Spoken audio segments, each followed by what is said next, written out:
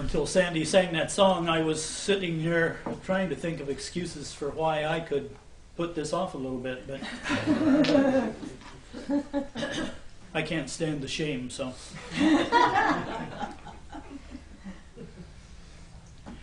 It started out to be a very ordinary day. The sun was shining and the sky was blue. It was just like most other days in Tucson, Arizona. And it was not the kind of day that anyone expected to be a turning point in somebody's life. Now, the individual in question certainly didn't expect it. Nobody did, except perhaps one person. But this isn't about him, so what he did and why he did it's not an issue. Congresswoman Gabriela Giffords was about to hold a meeting in the Safeway parking lot in Casa Adobes, a suburb of Tucson. She called the meeting Congress on Your Corner. She believed in keeping in touch with her constituents. Now, one of those constituents, whom 2 medical evaluations diagnosed as paranoid schizophrenic, drew a pistol and shot Miss Giffords through the head at point-blank range. And so, on an ordinary, otherwise beautiful, sunshiny day, Gabriela Giffords' life was changed forever. Her medical condition was initially described as critical. 90% of the people who suffer that kind of injury do not survive. The few who do survive spend the rest of their days in bed. In fact, Gabby's husband, the astronaut Mark Kelly, as he was flying from Houston to be with her, heard a news report that she had died. Although she eventually recovered, she will never be the same as she was before. She's paralyzed on her right side, and she's lost some peripheral vision. She has non-fluent aphasia. She understands conversation, but she has difficulty speaking in complete sentences. It takes her 20 times as long to communicate a complete thought. Now, Mark Kelly said, "The injury Gaffey suffered was horrible, horrific. It'll affect her for the rest of her life." And this seems to bring up a question that people in most religions ask. If there is a God, why do bad things happen to good people? Have you ever wondered that? But then he got to the point of what the story's really about. He said, if the roles were reversed, I'd be a little bit bitter. But she isn't. She pops up every day, looking ahead and trying to figure out how to be a positive force in the world. She doesn't get down. She realizes we can't go back in time and there's no undoing this. There's no point in feeling sorry for yourself. All you can do is try to do the best you can with what you've got. Now, Gabby herself said, I've tried to focus on the things that I can do and live without limits. What a brave lady. Now, a theoretical physicist and cosmologist whose childhood classmate called him Einstein is another example.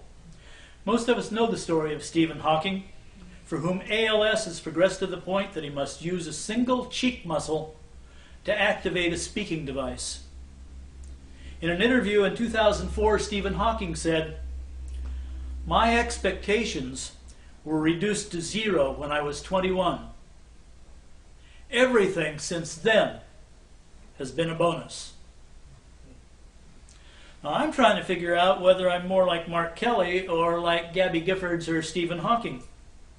Would I be bitter and feel sorry for myself? Or would I celebrate my life? And this takes us into the second installment of the series begun last week by Rev Z. Why good things happen to good people. Now, last week, Rev Z told us that there are several ways for us to share those good experiences. She talked about how research has proven that doing good things returns us to better health and happier, longer lives. Today, we'll begin the discussion of the ways we can make this our experience. The subjects this morning are the way of celebration and the way of generativity. Now, the primary author of the book, Good Things Happen to Good People, Dr. Stephen Post, tells us that there are 4 fundamental truths about celebration. He says that celebration wells up from a state of gratitude. That's the first truth.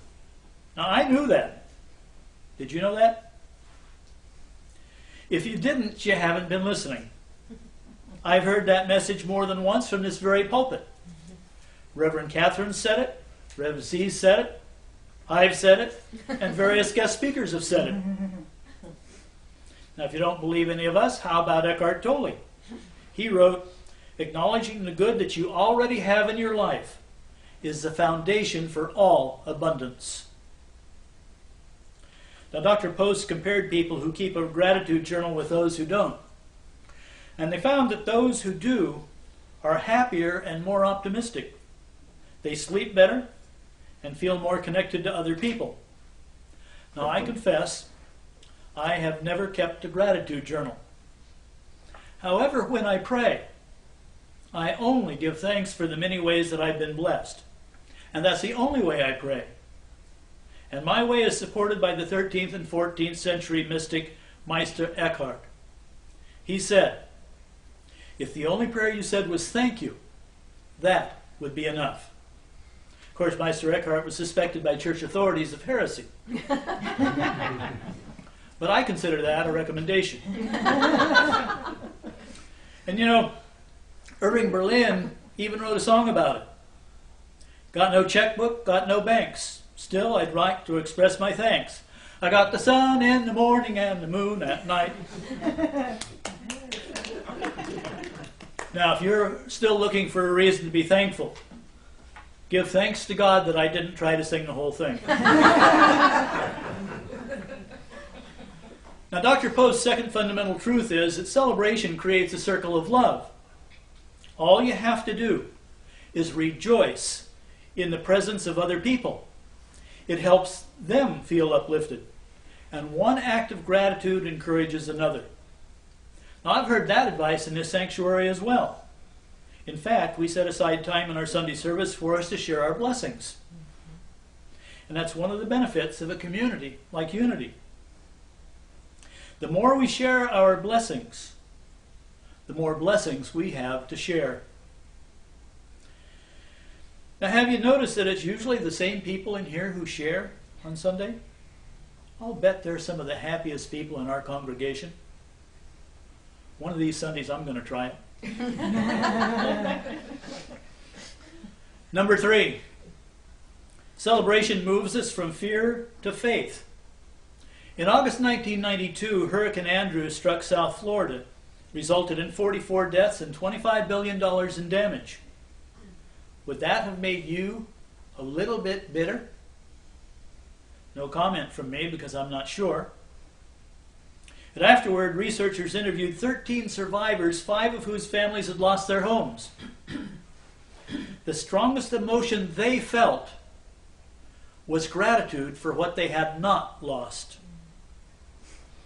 And other studies have found that individuals who've overcome adversity in their youth are more grateful and optimistic than the average individual. Now, I've spent some time on the dark side.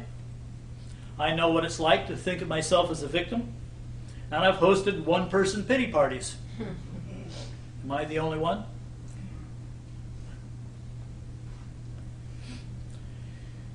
I can also tell you that I've enjoyed life far more since I started counting my blessings. And Beth says she's enjoyed life far more since I started counting my blessings. Count your blessings. Everyone around you will be happier. Number 4, celebration shifts us from tired to inspired. Now, here in Unity, we talk a lot about our third fundamental principle. We create our life experiences through our way of thinking and feeling. And I'm a strong believer in this one. But the feeling part may be the key, because the researchers have found that positive feelings are far more powerful than positive thoughts. Now, some of us males may need to expand our comfort zones, let out more of our feminine nature. Can we feel more and think less? I didn't say it was easy. And it is worth it. Now, I'm not thinking less, but I am practicing positive feeling every day. And Unity's co-founder Charles Fillmore said that life for each of us should be, and I quote, a journey in jubilance. Are you willing to let life be a constant experience of celebration? Try it. You'll like it. Now, the late Eric Butterworth took it a step further. In an essay titled Celebrate Yourself, he wrote, "It could be that the mere worship of God is hypocritical unless it leads to a deeper sense of personal worthship." That's his word. Now, I really used to hate my neighbor's rooster crowing outside my bedroom window before dawn every morning. And Eric Rostand wrote a story called The Chanticleer, and I quote, "A rooster crowed lustily every morning at sunrise. He thought it was his crowing that caused the sun to rise. It made him feel important. His life mattered. One morning he overslept, and he rushed to his post atop the hen house only to find that the sun had already risen. Without him. His dream world collapsed as he realized his self-delusion. But then, to his mind came a great thought equal to the wisdom of a sage. It may be that my crowing does not cause the sun to rise, but I can still awake to celebrate its rising." Now, we don't hear that rooster anymore. Beth and I don't wake before dawn anymore, and that's reason for us to celebrate. The neighbor moved away. And there's also an alternative theory involving chicken and dumplings. That's only indirectly involved with celebrating, so I won't discuss it here. Now, this is how Eric Butterworth sums up the way of celebration. And I quote, "Take time to be still and listen to the beat of your heart and feel the throb of your pulse. The universe is celebrating itself in you as an instrument of life. It's singing itself into your soul, saying, 'You are alive, you are whole, and you are being healed and renewed in a constant rhapsody of life. Say yes to life, to health, to renewal. Sing your song of wholeness.'" Now, two men were marooned on an island. One of those men was worried and scared. And he constantly paced back and forth, saying over and over again, "Oh, woe is me." The other man was calm and relaxed. He sat back and was sunning himself without a care in the world. The anxious man said to the calm man, "Aren't you afraid we're about to die?" "Not at all," said the calm man. "I make $100,000 a week, and I tithe faithfully to my church every week. My pastor will find me."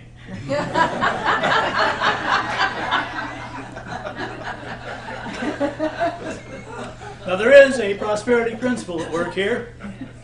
The second man was demonstrating his prosperity consciousness. Give, and you shall receive. And this brings us to the second way of bringing good into our lives. The way of generativity. Now, the word generativity is not in my dictionary. It was first coined by a psychologist named Erik Erikson, and he used it to discuss selflessly giving to others. And he was especially concerned with our nurturing others so that they are able to manifest their own gifts. Now, George Vaillant, a Harvard psychiatrist, described it well. He said, "Winter comes to every one of us sooner or later. And every spring, just like clockwork, the garden is reborn. By the time we die, the real question is, what have we done to leave our garden better prepared for spring? Someone else's spring." Generativity is the act of preparing another's garden for spring. Now, the word generativity may be new, but the ideas are not new. Unity's taught giving as a prosperity principle for years. Charles Fillmore published his book Prosperity in 1936. It's as old as I am. He titled Chapter 9, Tithing, the Road to Prosperity, and Chapter 10, Right Giving, the Key to Abundant Receiving. In spiritual economics, Eric Butterworth tells us that any study of prosperity fails unless it teaches you how and why to give. He elaborates, giving does not refer simply to money. It is a process that may involve money, but it also involves your work and the many ways in which you make contact with life. Giving is basically an attitude with which you touch things. Now you might ask, as I did, what can I give? I don't have anything that anybody else would want. But then I grew up worshiping at the shrine of lack and limitation. I can remember I just retired taking almost a 50% cut in income. Beth was in seminary at Unity Village at the time. Our expenses were running $450 a month more than we were bringing in. And that's when Beth told me that we needed to tithe. Tithe? 10%? Of what? But I was still a newlywed and I didn't have the nerve to argue, so. Okay, I whispered, thinking if we go down the drain, it won't be my fault. Now, we've tithed regularly ever since. And I won't take time to describe all the events I now consider miracles. I will say that I have experienced a happier outlook and a more prosperous financial outlook ever since. But this principle extends far beyond the tithe. Khalil Gibran said, "You give little when you give of your possessions. It's when you give of yourself that you truly give." And it doesn't have to be complicated. Dr. Post says that it can be as simple as listening and giving support to others. Random acts of kindness cost us little. A smile or a compliment to a stranger can make someone else's day happier. And it could be a little more demanding. It may take years to raise a child well. Or you might take some time to mentor a student in overcoming a difficult challenge. If you ask, what's in it for me? You're missing the point. Nevertheless, study after study shows that you will likely benefit at least as much as the person to whom you give your time and energy. One study showed that teens who are generative in high school live longer, significantly longer, and happier lives than their less giving classmates. And other studies showed that older adults lived longer and had stronger senses of well-being. They also found that people who themselves are ill benefit from nurturing others. They found that multiple sclerosis sufferers and people living with HIV who devoted energy to helping others in the same situations experienced fewer complications of their own illness. And now here's the good news. You can expect the benefits of generativity to last a lifetime. This conclusion was drawn from a long-term study begun in 1920 at the University of California. It involved 200 individuals who participated throughout their lifetimes. The researchers interviewed each of them every 10 years. They were asked about family, work, health, leisure, their volunteer activities, their personal interests, and their social and political attitudes. And here's what they found. Generativity in high school predicts good physical and mental health in late adulthood. It predicts that we will be successful. And this success is not related to social class, IQ, or religion. They also found that those who were generative in their youth tended to end up in higher social class. The social climbers take note. The researchers also found generativity to be linked with spirituality. Teens who'd been generative tended to be more spiritual or even religious by early adulthood. They also tended to have better health habits in middle age